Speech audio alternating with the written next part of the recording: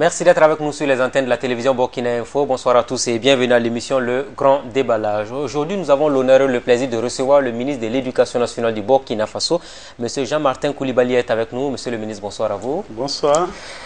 Monsieur le ministre, comment vous allez avec cette rentrée scolaire 2017-2018 au Burkina? Merci beaucoup. Je voudrais dire que la rentrée a bien démarré. Nous avons fait une rentrée anticipée dans la région du sud-ouest en raison du 11 décembre qui va se tenir cette année à Gawa en concertation avec l'ensemble des acteurs. Nous avons trouvé qu'il était bon qu'il rentre de façon anticipée. Donc là-bas, la rentrée administrative a eu lieu le 8. Pour les libérer éventuellement à partir de décembre sans doute. Voilà, c'est-à-dire que les événements du 11 décembre sont des événements où souvent les écoles sont réquisitionnées, soit pour héberger des gens, soit pour des manifestations. Et donc quand les écoles sont réquisitionnées, naturellement, nous ne pouvons pas continuer à faire cours. Donc c'est pour pallier à ces manques-là que nous allons avoir, pour que cette absence ne soit pas trop grande pour les enfants, que nous avons fait une rentrée anticipée là-bas. La rentrée administrative normale a eu lieu le 18. Et en tout cas, pour le moment, tout va bien. Les différents acteurs au niveau administratif préparent l'arrivée des enfants. Donc, c'est préparer les écoles, les classes, préparer les fournitures, etc. etc. Alors, avec les communes et bien sûr les parents d'élèves. Un vaste chantier, l'éducation au Burkina Faso. La rentrée qui démarre avec une nouveauté, une innovation. La suspension donc la journée de travail en continu pour les écoles primaires. Alors, est-ce un impératif? Pourquoi vous avez pris finalement cette mesure-là? Non, nous avons fini par prendre cette décision avec le ministre de la fonction publique, tout simplement parce que l'ensemble des acteurs ne semblaient pas vraiment adhérer à ce qui avait été mis en place l'année dernière. Beaucoup d'arguments sont avancés.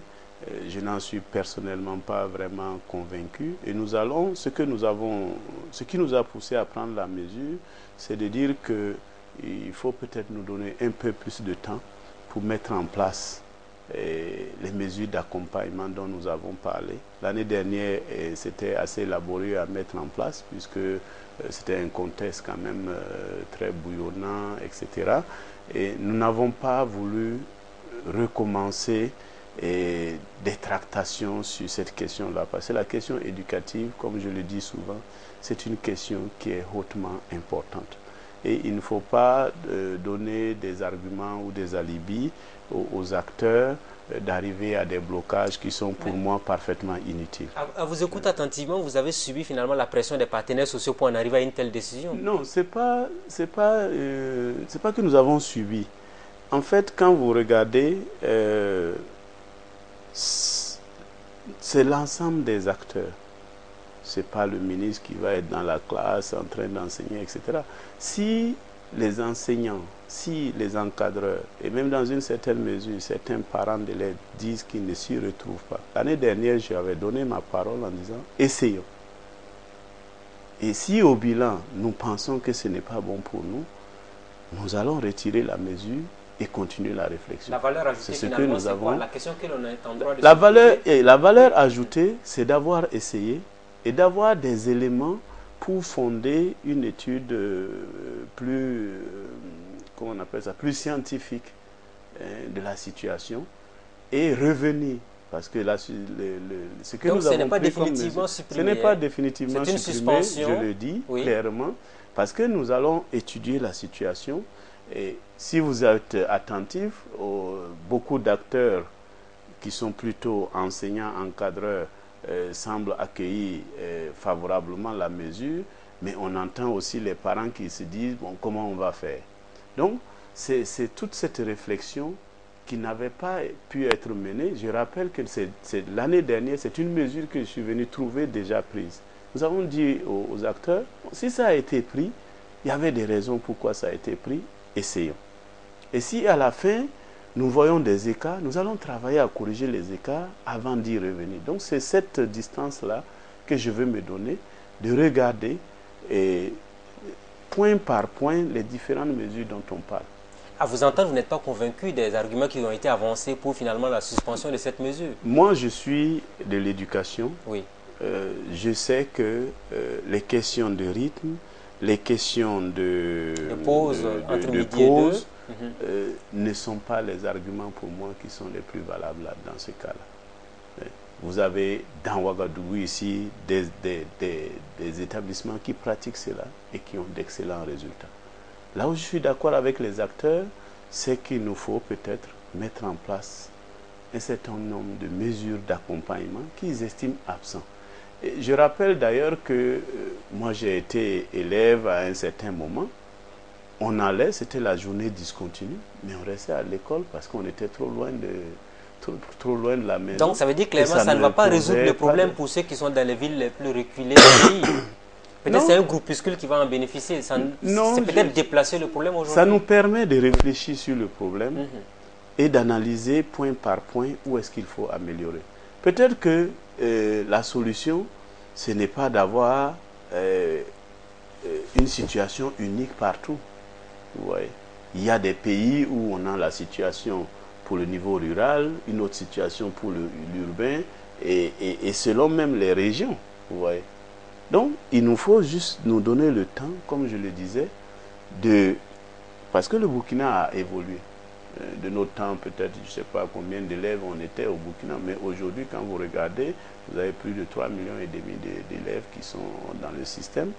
Cette gestion-là ne peut plus être une gestion toujours identique et partout. Donc, c'est peut-être des particularités comme ça que nous allons découvrir en faisant une réflexion plus approfondie. Alors, vous avez abordé en filigrane une partie d'une question que je voudrais bien vous poser, c'est la qualité même des enseignants d'aujourd'hui, parce que vous avez dit, quand on parle de rythme, de journée en continu, ainsi de suite, qui ne sont pas des arguments valables, est-ce à dire aujourd'hui que nous n'avons pas des enseignants de qualité pour l'éducation au Burkina Faso?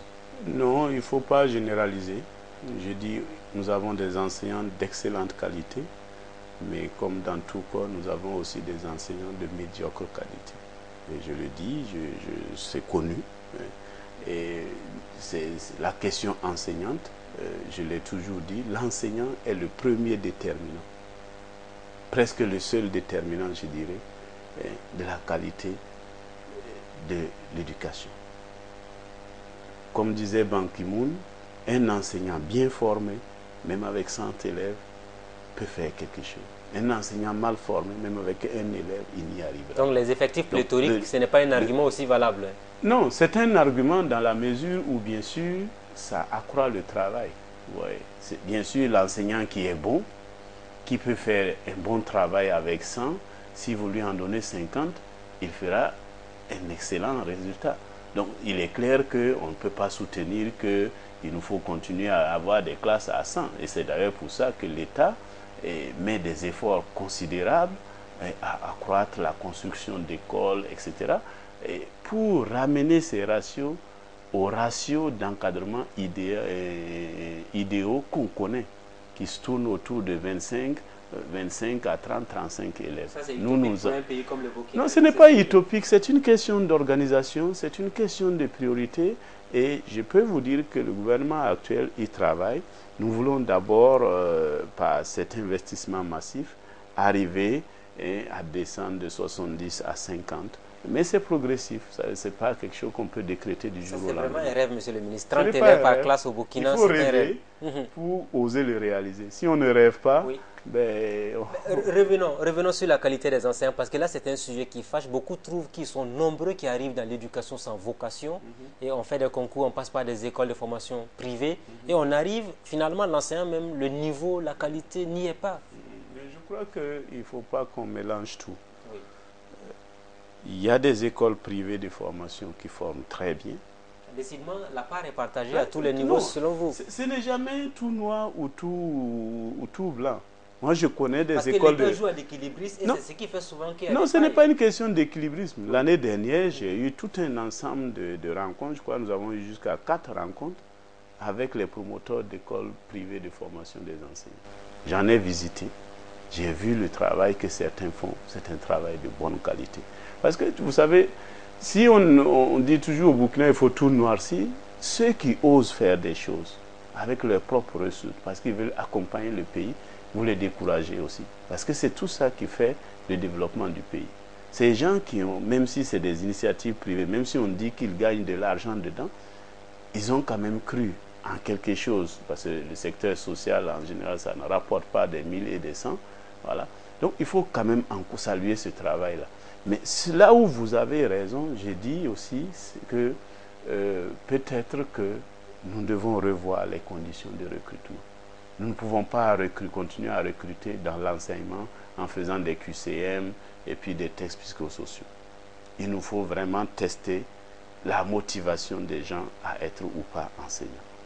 Et ça passe par d'autres façons d'administrer les concours de recrutement à la fonction. Et dans l'immédiat, vous pensez à quoi, par exemple? Par exemple, moi, je pense qu'un enseignant du primaire doit avoir une parfaite maîtrise du français. Donc, je dois pouvoir avoir les moyens de tester cette parfaite maîtrise du français. Parce que vous savez, c'est le médium de communication de cette fameuse connaissance. Quand l'enseignant lui-même a un français qui est douteux, comment vous voulez qu'il enseigne ce français-là, cette maîtrise du français, à quelqu'un d'autre qui veut apprendre? Ce n'est pas possible. Donc, ça, c'est par exemple un élément. Il peut avoir la parfaite maîtrise du français, mais il n'est pas intéressé d'enseigner. Il veut juste être de passage parce que pour le moment, il est dans la galère. C'est une garantie. Il lui faut un revenu à la fin du mois. Bon, il cherche une planque. Ça ne devrait pas être autorisé pour l'éducation au regard de la responsabilité que l'on prend vis-à-vis de l'éducation des enfants. Au vu du nombre d'enseignants qu'on a au Burkina, vous êtes à près de 92 000 fonctionnaires aujourd'hui au niveau du MENA. Comment vous arriverez à faire l'état des lieux? Parce que c'est très difficile avec cet effectif-là. Il y a des outils. C'est une question de volonté. Et puis les 92 000 ne sont pas enseignants, je vous rassure. Il y a quand même une bonne partie. La grande partie, c'est vrai, ce sont les enseignants. Mais il y a des outils pour faire ça. Aujourd'hui, par exemple, vous pouvez faire un test standardisé que vous pouvez administrer à 35 000, 40 000 personnes en même temps sur une plateforme informatique. Ça pose aucun problème aujourd'hui en termes de défis techniques. Ça existe, ça se fait. La plateforme peut ne même pas être au Burkina, elle est hébergée là où il y a de la capacité, de la vitesse. Et puis chacun, de là où il est, accède à la plateforme, répond aux questions et le traitement se fait automatiquement et on classe les gens selon les critères qu'on a. Mais est-ce que vous y pensez en fait à une évaluation de tous les enseignants qui interviennent dans le système éducatif burkinabé? Nous y pensons, nous en avons même parlé au Conseil des ministres dernier où nous avons partagé cette idée avec les membres du Conseil. L'idée est de voir à un moment donné pouvoir évaluer ceux qui sont déjà en poste pour voir ceux qui sont vraiment aptes à être enseignants. Parce que je crois que notre système au-delà de tout, comme j'ai dit, c'est la qualification de l'enseignant qui est l'élément le plus déterminant. Bien sûr, viennent les autres éléments comme les effectifs, comme les conditions de travail que l'on cherche à améliorer. Mais quand je regarde aujourd'hui, en dehors peut-être des effectifs qui sont beaucoup plus importants qu'il y a quelques années, les conditions de travail sont à peu près les mêmes. Il y a 20 ans, quand moi j'étais élève, les enfants parcouraient 5, 10, 15 km pour aller à l'école et ils réussissaient. Les enseignants eux-mêmes marchaient ou allaient à vélo pour rejoindre leur école. C'était des conditions très difficiles. On pourrait vous dire qu'il y a 20 ans, les ministres comme vous n'avaient pas les mêmes conditions aussi de vie. Mais bien sûr. Mais ils travaillaient sans problème voilà, aussi. Tout ça, c'est une question de proportionnalité.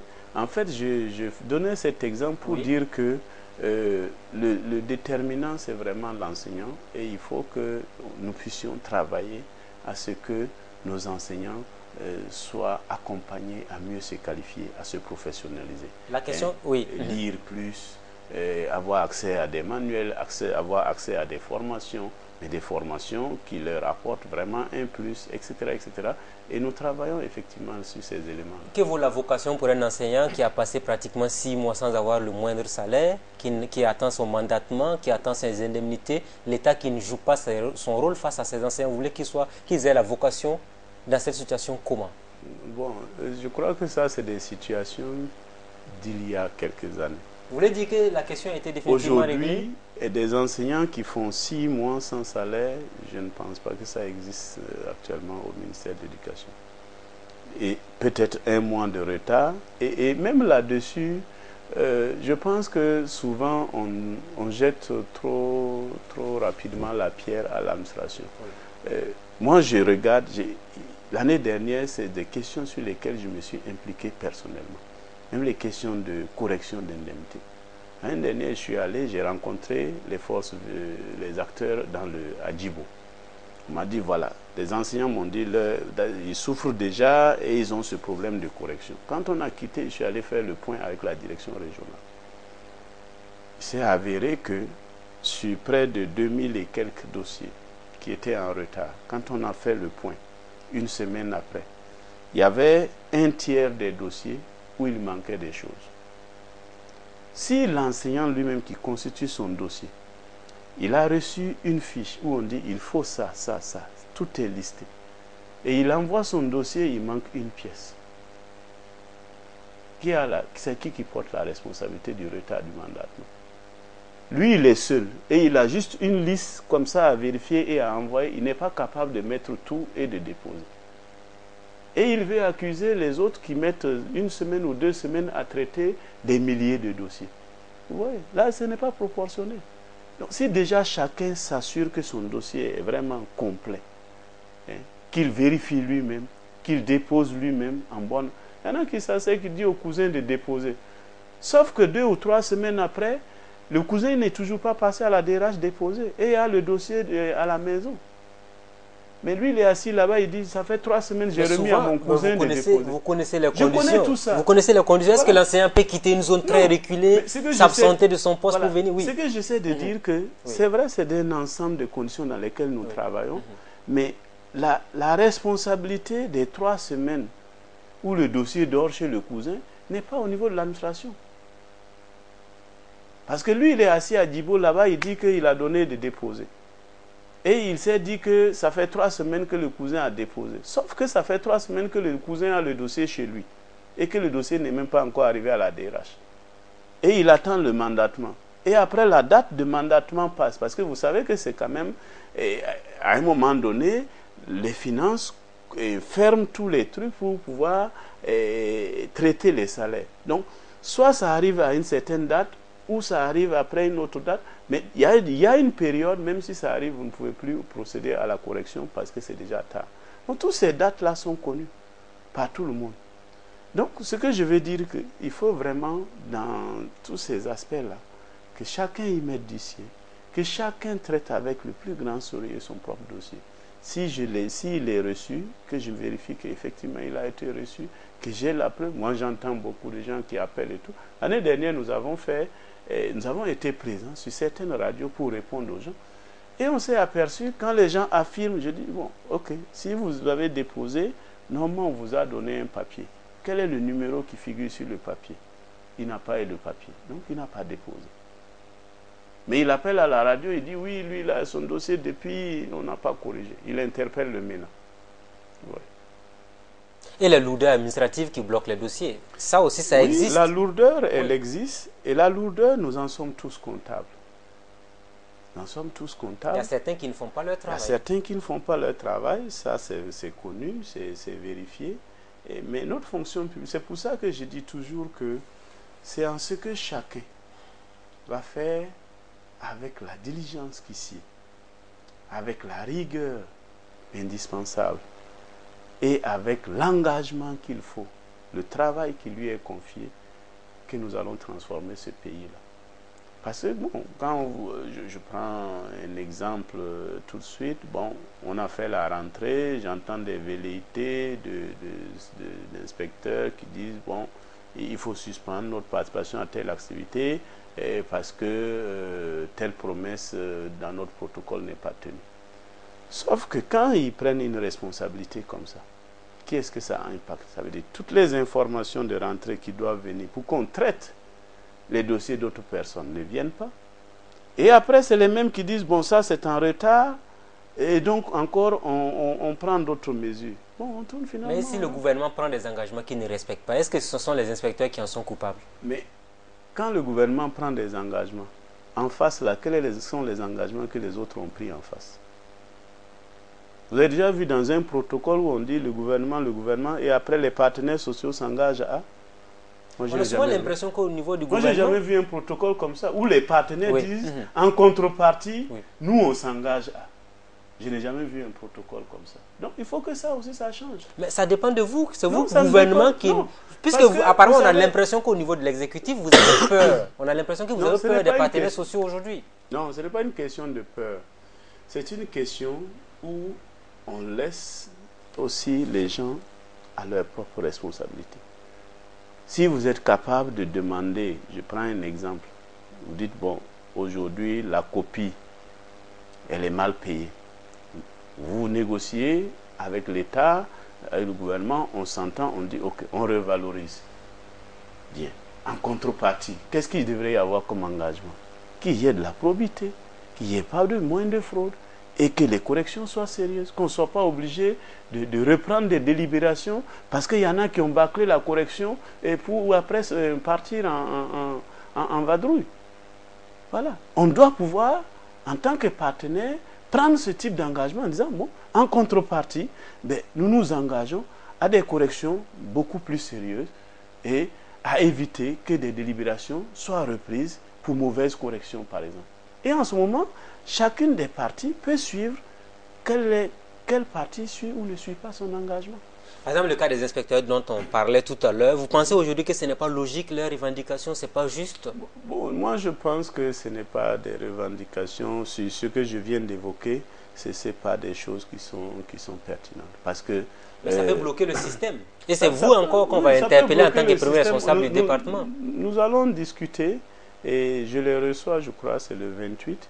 Et j'ai ma petite idée de ce que je vais leur dire. Et parce que nous en avons discuté l'année dernière. Et tous les efforts... en otage, finalement, la rentrée scolaire. Non, mais je ne pense pas qu'ils aient cette capacité-là. Et je ne pense pas d'ailleurs de toute façon que c'est à leur honneur. Je leur ai déjà dit l'année dernière que, en tant qu'inspecteurs, s'ils veulent être considérés à ce rang, il faut qu'eux-mêmes déjà se considèrent à ce rang. Si je suis inspecteur de l'enseignement, c'est-à-dire je suis au sommet de la pyramide de l'enseignement, si je peux l'appeler ainsi, si j'ai ce comportement-là, je ne peux pas m'attendre à ce que ceux qui sont en dessous puissent me respecter dans ce rôle-là. Et vous avez tenu ce langage de vérité là? Je leur ai dit ça clairement. Oui. Et je pense que un inspecteur, c'est quand même un agent de l'État au niveau du système éducatif qui est responsable de l'encadrement, qui est responsable de la supervision du système, du conseil même de l'orientation du système. C'est eux qui doivent pouvoir nous dire... Faut-il qu'il ait les moyens d'exécuter convenablement les missions à lui consigner? On peut toujours dire qu'on n'a pas les moyens. Oui. L'idéal, là, si nous travaillons tous à cette amélioration, c'est parce que c'est un idéal qu'on poursuit permanemment. Prenez un inspecteur en France, aux États-Unis, dans les pays où ça marche, ils vont toujours vous dire qu'il nous manque les moyens. Toujours. Je n'ai jamais vu aucun pays où les gens disent, oui, nous, on a tout ce qu'il nous faut pour travailler. Donc vous êtes optimiste, hein? Avec les inspecteurs, tout ira pour le mieux? Je suis optimiste parce que j'aime le dialogue et je suis toujours direct dans le dialogue que j'ai avec eux sur la responsabilité que chacun doit prendre. Je ne comprends pas qu'un inspecteur qui connaît l'importance de ce que c'est que de préparer la rentrée puisse prendre ce genre de décisions. Et d'ailleurs, je fais confiance aux inspecteurs qui sont conscients de leurs responsabilités, bon, qui ne suivront pas ce mot d'ordre, mais je pense que, bon, je l'ai évoqué comme ça parce que c'est quelque chose que, voilà, que j'ai entendu comme ça juste avant d'arriver, qu'il y a eu des velléités à ce niveau. Des messages qui sont envoyés comme ça aux gens. Mais moi, je fais confiance aux inspecteurs qui sont sur le terrain et qui comprennent bien la responsabilité qui est la leur, pour ne pas suivre ce genre de mots d'ordre. Un discours plutôt conciliant à ce niveau-là. Alors, on évolue dans l'émission. Il y a un aspect sur lequel je voudrais qu'on échange, c'est la question des affectations au niveau du MENA. Alors, à ce niveau, beaucoup d'enseignants se plaignent. Il y a certains qui sont favorisés, d'autres qui cherchent toujours des affectations qu'ils ne peuvent pas en avoir. On vous dit même que dans les villes comme Ouagadougou et Bobo-Dioulasso, vous avez des effectifs pléthoriques d'enseignants, et alors qu'à l'intérieur du pays, il n'y en a pas. Est-ce qu'à votre niveau, vous avez pris des mesures fermes pour éviter le favoritisme dans les affectations au MENA? À ma connaissance, il n'y a pas de favoritisme. Et je vais vous dire pourquoi. Les affectations, comme vous dites, il y a deux processus. Il y a ce qu'on appelle le mouvement national. Ça, c'est des gens qui sont déjà en place, qui, chaque année, ont la possibilité de demander à changer de lieu d'affectation. Toutes ces demandes-là sont suscitées jusqu'à un délai et ensuite sont traitées par une commission où tous les acteurs de l'éducation sont représentés, notamment même les acteurs, les partenaires sociaux, qui sont souvent très critiques sur ces questions. Ils sont membres de la commission. Et donc, je n'ose pas croire que eux qui nous accusent, quand c'est l'État qui fait de manque de transparence, que quand eux, ils sont dedans et sont acteurs et admettent qu'il y ait de la non-transparence. Donc, de ce côté-là, en tout cas, moi, ma conviction est faite que ça se fait de façon transparente, avec des critères qui sont clairs, définis. Il n'y a pas de difficultés à ce niveau. Là où il y a des difficultés, c'est sur le passif. Quand vous prenez toutes les villes moyennes, effectivement, avant, on affectait les gens et on s'est retrouvé dans une espèce de surcharge. Tu prenez comme une ville comme Ouaga, effectivement, il y a des gens qui n'ont pas, qui sont à Ouaga, dans des postes, et qui n'ont pas vraiment du travail à faire. Maintenant, la vraie difficulté, c'est quels sont les critères que nous trouvons pour redéployer de façon équitable ce personnel. Nécessité de service, quand même. Ça, c'est connu de tous parce qu'ils se sont engagés pour travailler pour l'État burkinabé. La nécessité de service est un bon argument, mais comment on l'applique à chacun? Parce que quand je vais dire c'est vous que j'ai choisi pour nécessité de service, pour aller à Dori ou bien pour aller à, je sais pas moi, Kombisiri ou à Kungusi, vous allez me répondre pourquoi moi et pas le voisin qui est à côté. Parce que lui aussi, ça aurait pu être lui pour nécessité de service. Quel est le critère qui m'a amené à vous choisir vous et pas le voisin qui est à côté, qui est dans la même situation que vous? Donc, c'est là-dessus où je pense qu'effectivement, nous devons trouver des critères sur lesquels nous nous accordons et que nous allons appliquer. Voilà. Mais est-ce que vous pensez à un redéploiement? Un redéploiement, oui. Nous avons demandé l'année dernière, à défaut d'avoir trouvé les critères qu'il nous faut, qu'en raison de l'absence de besoin, il n'y a pas d'affectation sur Ouaga et Bobo. Pas d'affectation sur Ouaga et Bobo. Donc nous avons fait ça l'année dernière. C'est pour combien de temps cette mesure? Bon, cette mesure, nous l'avons encore reconduite cette année en fonction. Il y avait, je crois, de mémoire comme ça, mais je n'en suis pas sûr, une dizaine de postes sur Ouaga et puis ailleurs. Donc ce sont ces postes qui ont été ouverts. Mais ce que je veux dire, c'est que nous ne cherchons plus à affecter des gens sur Ouaga. Toutes ces demandes-là dans le mouvement national ne sont pas autorisées. Est-ce qu'en tant que ministre, vous avez la possibilité de vérifier qu'il n'y a pas des affectations à Ouagadougou et à Bobo-Dioulasso? Bien sûr, puisque ça passe par moi. Ça peut vous échapper, éventuellement. Bon, si ça m'échappe, ça c'est autre chose. Mais normalement, sur la vérification que je peux faire, là, j'ai la possibilité de savoir si on a envoyé quelqu'un à Ouaga ou pas. L'autre dimension que je note aussi, il y a des affectations sur Ouaga, même s'il n'y a pas de poste, pour des raisons de santé, des raisons d'État.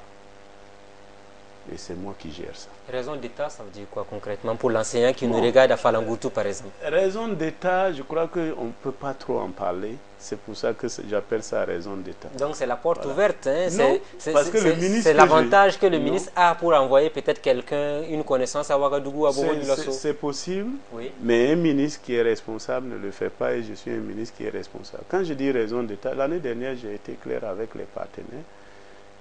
Même les cas de santé dont je parle, oui. L'année dernière, nous avons trouvé un module Vivendi là-dessus. Le dossier est envoyé au Conseil national de santé qui donne un avis si la question de santé qui est posée est vraiment impérative pour l'affectation de la personne pour qu'elle puisse s'occuper de sa santé. Si la vie est favorable, j'affecte la personne. Si la vie est défavorable, je dis à la personne, votre état de santé que vous mettez en avant pour votre affectation n'est pas suffisant pour vous faire affecter, donc vous ne serez pas affecté. Mais les autres cas, ce que j'ai appelé raison d'État, peut-être je vais dire juste un exemple, oui. Mais je ne vais pas en prendre d'autres. Vous voyez la situation que nous avons vécue par exemple au Nord. Il y a des gens qui étaient menacés physiquement. Et nous avions toutes les preuves que cette personne, si nous ne faisons rien, sa vie est en danger. Dans des cas comme ça, je n'ai pas besoin de consulter quelqu'un. Je prends mes responsabilités, j'affecte la personne où nous pensons qu'elle peut être mise en sécurité. Ce n'est même pas nécessairement Ouaga. C'est ça que j'appelle un peu... Au détriment sans doute du système éducatif, vous remplacez la personne par une autre. Non, on va remplacer la personne. Mais ce qui est sûr, cette personne dont je parle, de toute façon, même si vous ne l'affectez pas, elle n'enseigne pas. Parce qu'elle ne se sent pas en sécurité, donc elle ne va plus au cours, elle peut-être même ne loge même plus chez elle, ou change de logement tous les combien de jours, etc. Ouais. Donc dans des cas comme ça, c'est ce que j'appelle raison d'État, nous sommes obligés de prendre des mesures, d'abord pour sauver la vie de la personne, parce que bon, si vous ne faites rien et qu'on assassine la personne, vous n'avez rien gagné, parce qu'elle n'est pas en classe et vous l'avez perdue de toute façon. Donc, quand je dis des raisons d'État, c'est des choses, c'est des situations comme ça. Et la question des séparations de couples et autres, ça ne tient pas comme argument au niveau du MENA? C'est un argument qui est difficile. Vous en avez beaucoup de dossiers sous la main sur cette question? Voilà, on a beaucoup de dossiers dans ce sens, oui. Mais c'est des dossiers qui sont très compliqués à gérer. Parce que si nous ouvrons cette porte-là, il n'est pas sûr que nous puissions réellement fournir l'éducation pour tous partout au Burkina. Et je vais vous donner un exemple simple. Cette année, j'ai été apostrophé par le gouverneur de la région de l'Est, qui m'a expliqué que lors du mouvement national dont je parlais, il y a eu 300 demandes pour quitter la région de l'Est. 300. Contre 3 demandes, ou c'est 3 demandes pour y aller. Donc si vous accédez aux 300 demandes pour quitter et vous accédez aux 3 qui veulent y aller, vous voyez le déficit qui est là. Comment on fait? Donc c'est pour ça que tout en comprenant la difficulté que ça fait pour les couples, là où on peut arranger, comme on dit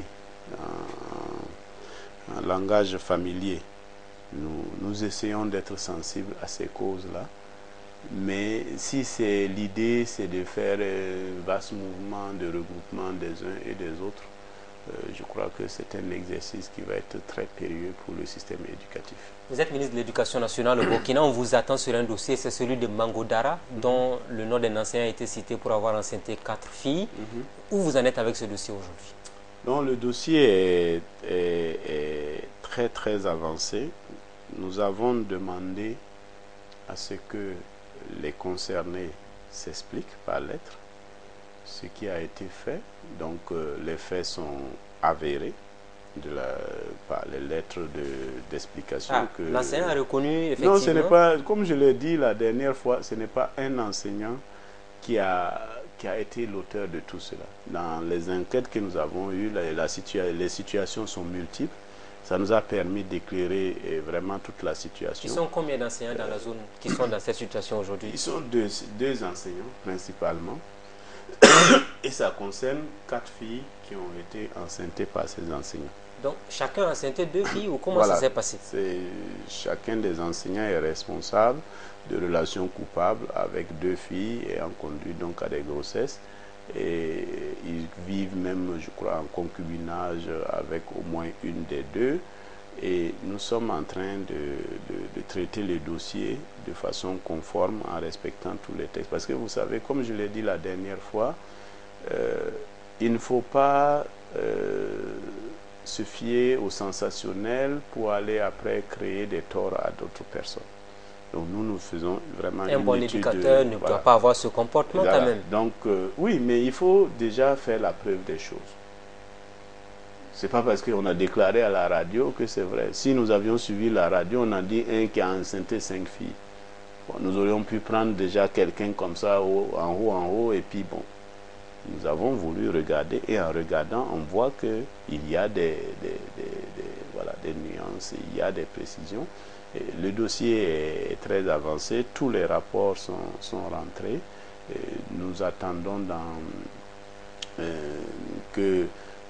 au niveau du ministère, la section juridique revérifie que tout ce qui a été fait est conforme à la procédure. Parce que vous savez, souvent l'administration perd parfois des procès parce qu'il n'a pas respecté les procédures ou il n'a pas respecté les textes. Donc nous voulons regarder tout cela.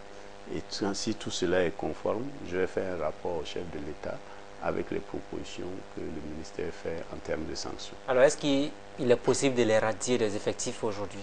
En tout cas, pour le moment, dans les sanctions qui sont possibles pour des cas comme ça fait partie. Vous explorez cette piste-là? Bon, ça c'est quelque chose qui va se décider.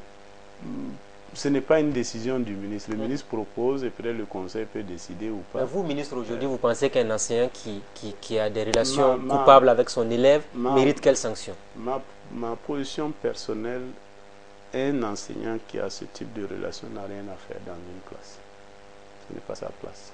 Il peut faire autre chose. Il est peut-être un citoyen qui est utile à notre société dans beaucoup d'autres plans, mais pas sur le plan de l'éducation.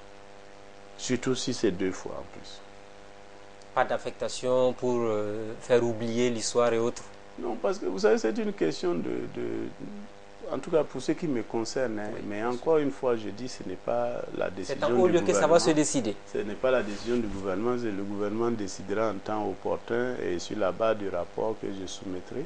Mais moi, en tant que parent d'élève, je n'accepterai pas d'avoir un enseignant qui récidivise comme ça dans la classe. Et avec ces événements de Mangoudara, est-ce que vous avez prévu une circulaire pour interpeller aussi les organisations syndicales à sensibiliser leurs militants sur la bonne conduite et tout ça? Non, ce n'est pas une affaire de relation avec les organisations syndicales. Normalement, tous les acteurs nous avons un code de déontologie au niveau du ministère de l'Éducation. C'est connu. Peut-être que ce qu'il nous faut, c'est peut-être encore un code de déontologie pour l'enseignant. Mais comme je l'ai dit, si vous prenez même la loi 081 qui dispose donc de la fonction, c'est écrit clairement dedans que le fonctionnaire doit se comporter de telle sorte que son comportement soit exemplaire, ne porte pas atteinte à sa fonction, etc., etc. On n'a pas besoin de traduire ça pour quelqu'un. Pas besoin de traduire ça pour quelqu'un.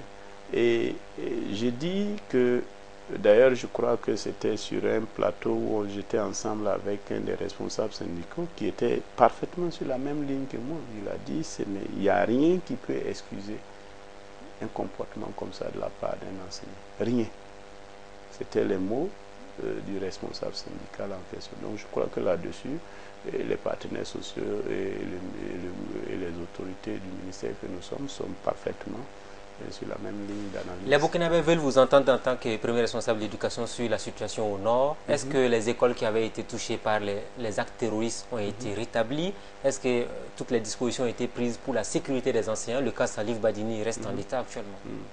Non, je voudrais par rapport à la situation du nord encore féliciter l'ensemble des acteurs de l'éducation pour la conduite à bon port de l'année dernière, l'année scolaire passée, parce que c'était pas gagné.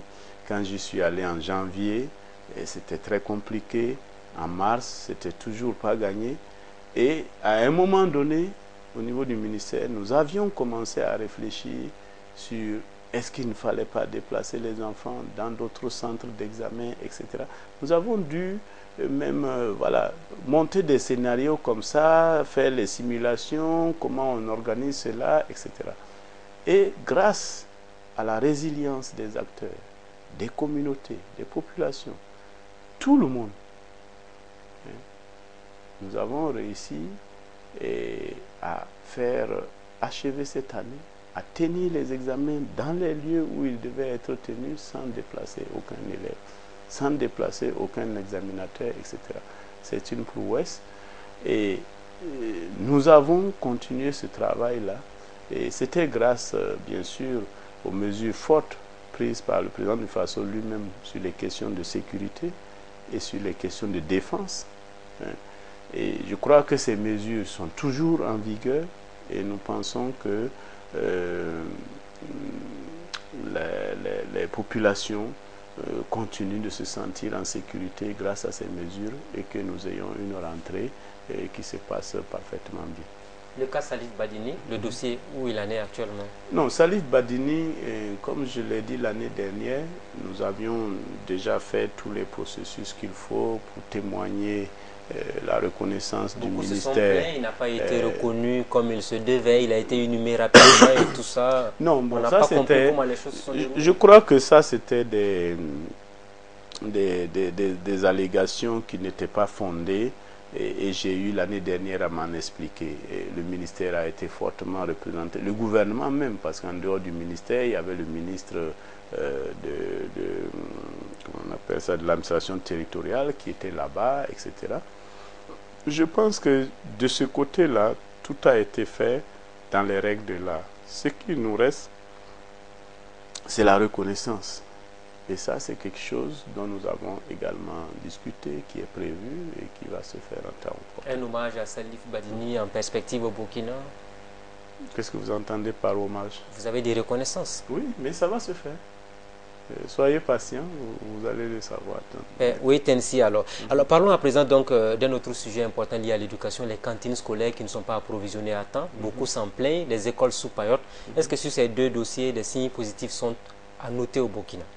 Moi, je note qu'il y a juste, je crois, c'est jeudi ou vendredi, j'ai reçu quelques maires qui sont venus me dire qu'ils sont en train de livrer des vivres dans les écoles, en perspective de la rentrée. Et qui m'ont donné des assurances que d'ici, en tout cas, le 15 octobre, ils auront des livraisons dans les... Il n'y aura pas de retard cette année dans la fourniture des aliments pour les cantines? Je ne peux pas dire qu'il n'y aura pas de retard, mais nous ferons tout pour que ces retards-là soient moindres que les années d'avant. Parce que vous savez que nous avons changé l'approche. Je me suis expliqué l'année dernière là-dessus. Ce n'est pas le rôle du ministère au niveau central de commander des grandes quantités de vivres qu'il va ensuite transporter de Ouagadougou vers l'ensemble des écoles à travers tout le pays. Ce n'est pas efficace. Et d'ailleurs, nous avons également fait un plaidoyer l'année dernière là-dessus auprès du gouvernement qui nous a entendus. Ça ne promeut pas la production locale. Quand on lance un marché comme ça pour acquérir 10 000, 15 000 tonnes de riz, c'est un marché international. On achète le riz, le fournisseur peut être communautaire, donc non burkinabé. Le riz peut être venu de n'importe où, pourvu qu'il remplisse les critères de qualité que nous avons définis. Ça fait beaucoup d'argent, sans doute? Ça fait beaucoup d'argent. Combien environ? L'année dernière, nous avons transféré, pour cette rentrée, nous avons transféré 22 milliards aux communes pour la cantine. Aux communes? Aux communes. Donc, ça veut dire quoi? Ça veut dire que si nous n'avions pas fait ce transfert, si nous devions faire des appels d'offres, c'est des appels d'offres internationaux, comme je l'ai dit. Donc, le fournisseur peut venir de tous les autres pays et il peut acheter ces vivres-là absolument n'importe où, pourvu que ça... Donc, vous avez éclaté le marché finalement pour le remettre aux communes, alors? Non, nous avons dit deux choses. Oui. Et puisque ça ne fonctionne pas, faisons en sorte que ce soit les acteurs de proximité qui s'en chargent eux-mêmes. Avec des garanties de sécurité. Avec des garanties de sécurité. Deuxièmement, cela nous permet de promouvoir la production burkinabé. Donc, c'est les deux critères qui nous ont amenés et nous avons plaidé auprès du gouvernement qui nous a autorisés à faire ça. Et donc, aujourd'hui, ce sont les communes, dans des volumes qui correspondent à la commune, qui vont commander pour leurs enfants. Auprès des agriculteurs locaux. Auprès des producteurs locaux. Donc, on a une chaîne plus courte. Donc, un produit normalement de meilleure qualité. Parce que si elle est faite, moi je suis de la Boucle du Monde, la plaine de Banzon, mais on livre là-bas, normalement, on ne doit pas avoir de problème. Et c'est les parents qui amènent pour leurs enfants, et on devrait faire en sorte qu'il n'y ait plus de problème de qualité. Je ne vois pas des parents qui vont venir livrer des produits de mauvaise qualité pour alimenter leurs propres enfants à l'école.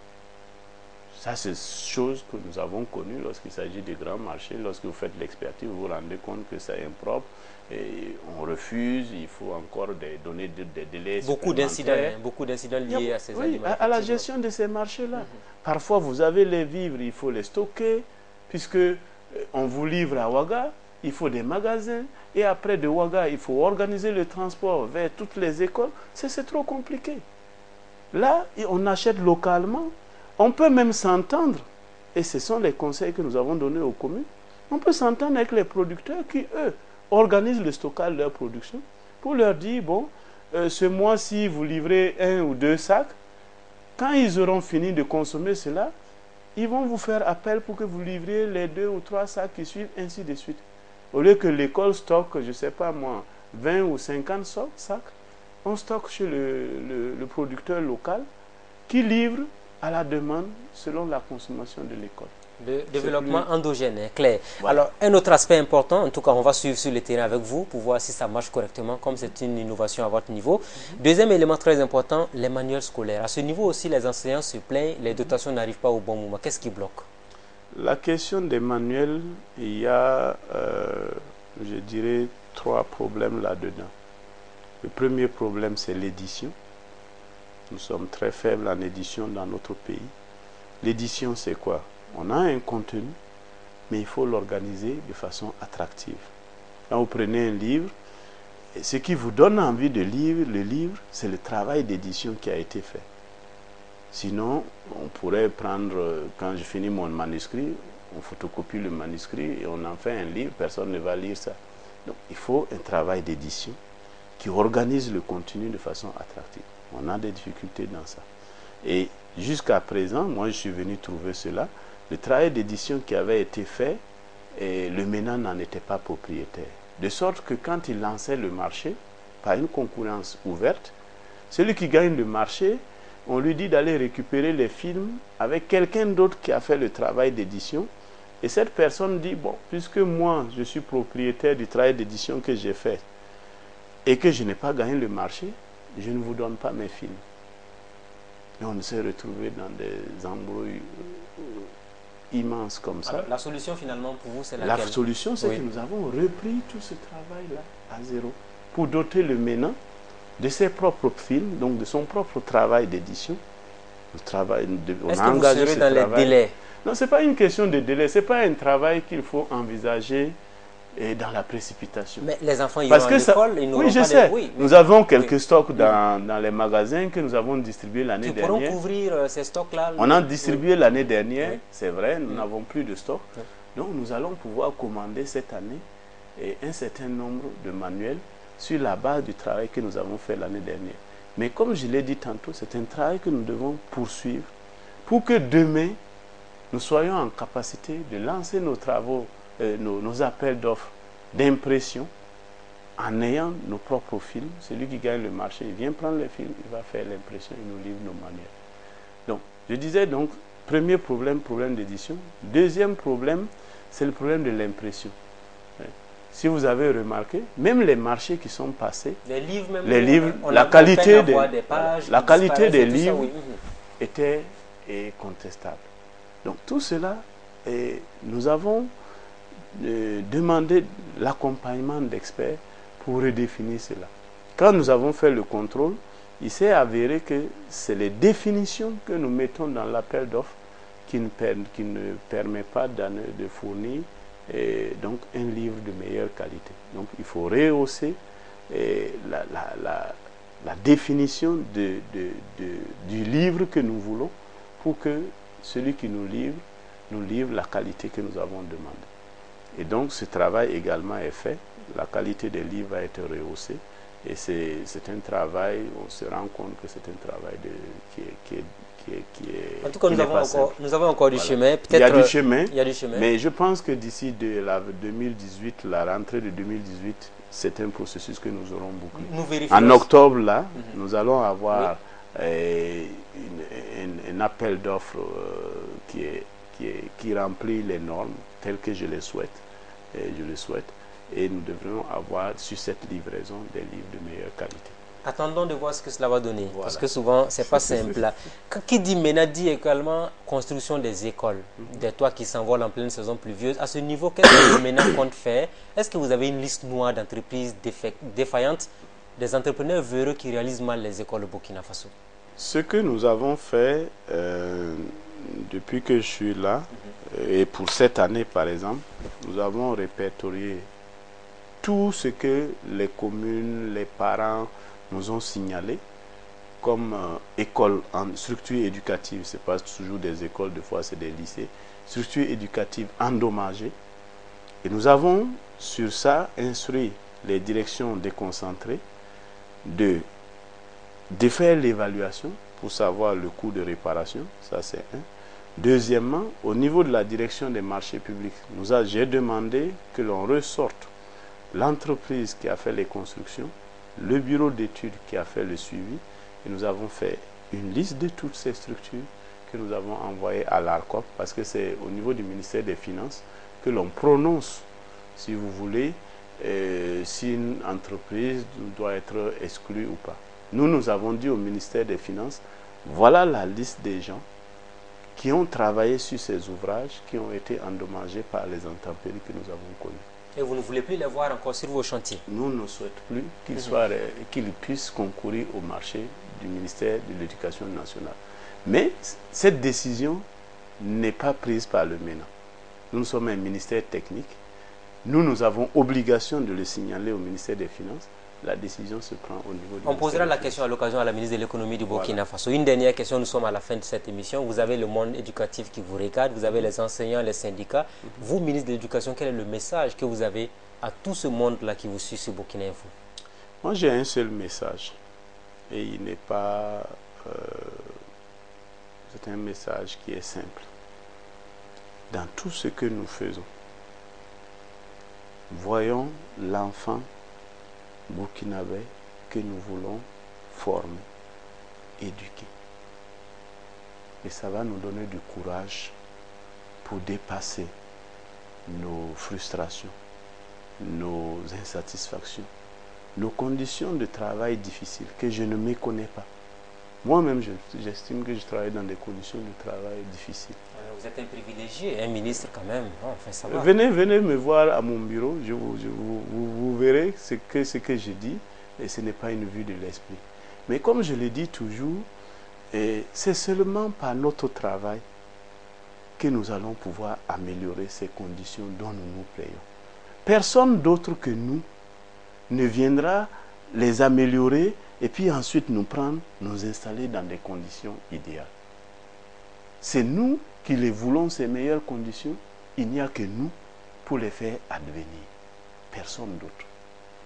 Et si ce message est compris, chacun doit juste se mettre au boulot pour que ces conditions-là adviennent à la satisfaction de nous tous.